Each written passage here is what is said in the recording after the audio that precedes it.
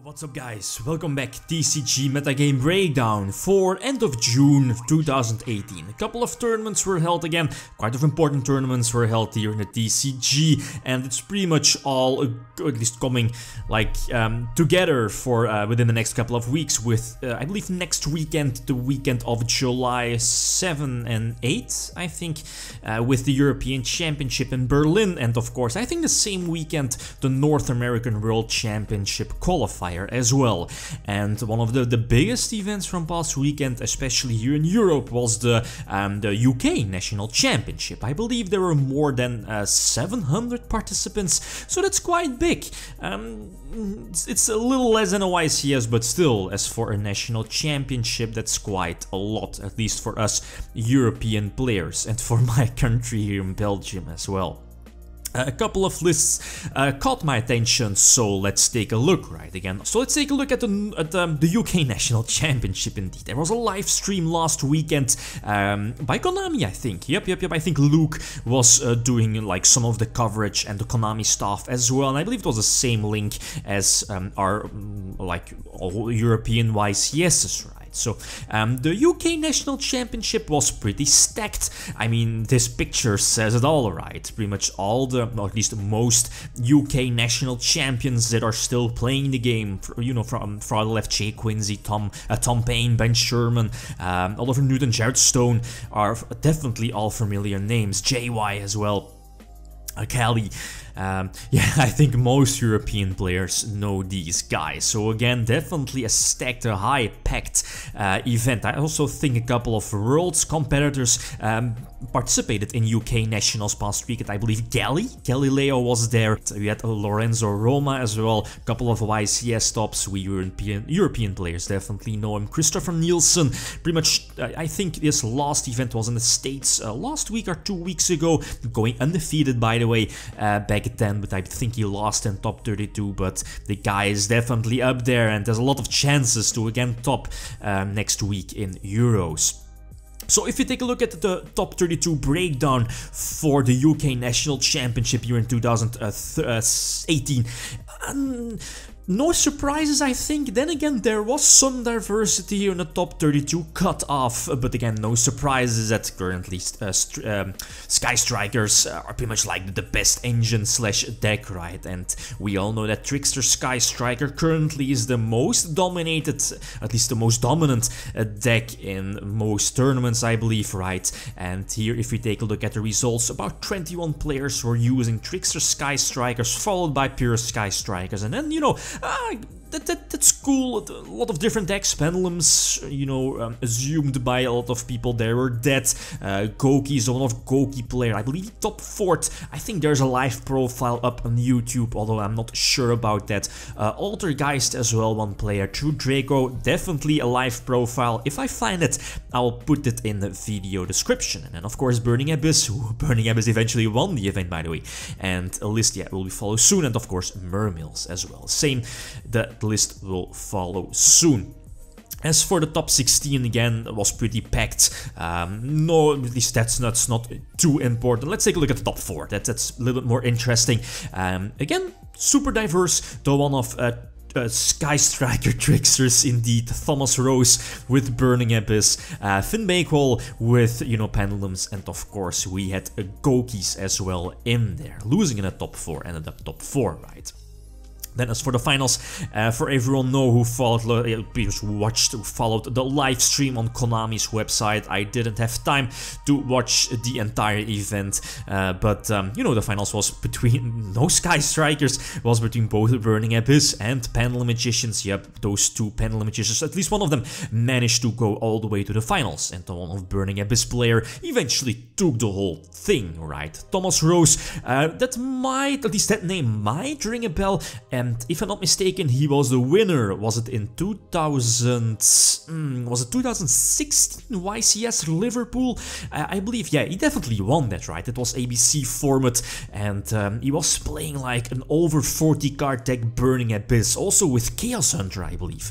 And yeah, that particular profile should be up on my channel as well. But eventually, this list, Burning Abyss, 40 card BA Burning Abyss, won this entire event. Over 700 players the live profile of Thomas Rose is up on YouTube, I believe on Northern Card Gaming's channel.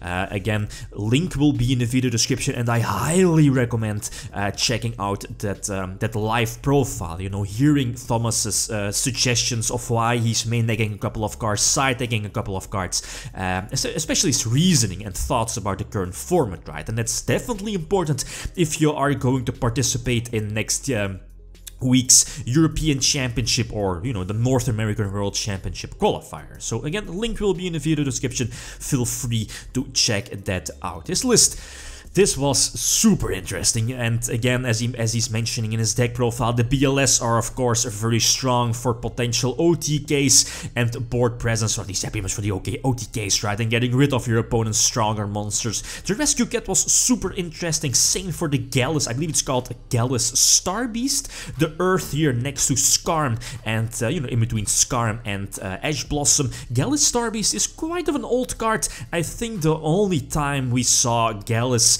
Star Beast somewhat being competitive was with like Monster Mash, you know, pretty much your entire deck being monsters. But it's not like today with Pendulums, but it was before Pendulums, I think.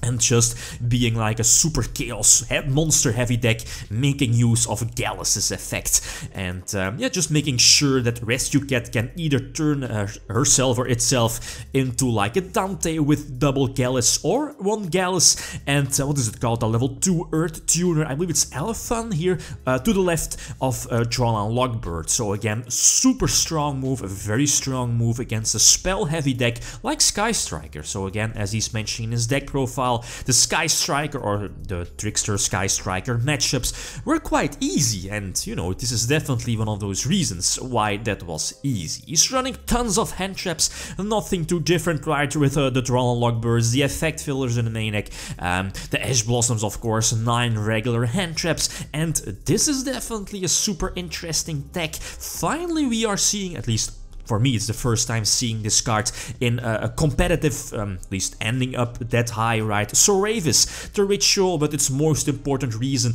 why it's in a deck here is, of course, protecting your floodgate monsters against your opponent's effects, right? Same protecting like Naturia Beast against your opponent's infinite impermanence to potentially negate your Naturia Beast, and then you just reveal your Soravis to negate that. Again, quite strong, definitely an interesting deck. And of course, Light of Sekka, again, powerful here in the main deck, getting those 2 draws, basically being a pot of greed. And next to Gallis Star Beast, again, you're not running too many spells, well, in this case, only, of course, your Light of Sekka, that also helps as well.